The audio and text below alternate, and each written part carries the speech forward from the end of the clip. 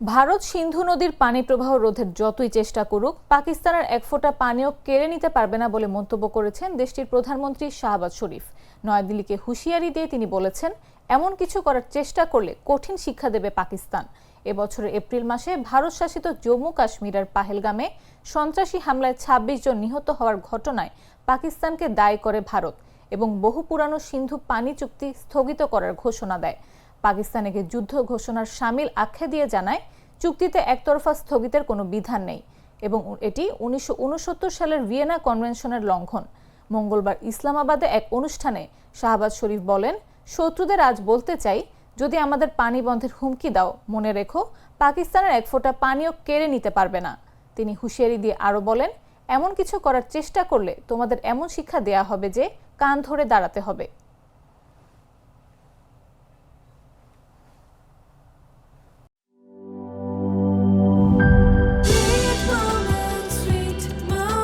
Treat chocolate. Treat moment, sweet moment.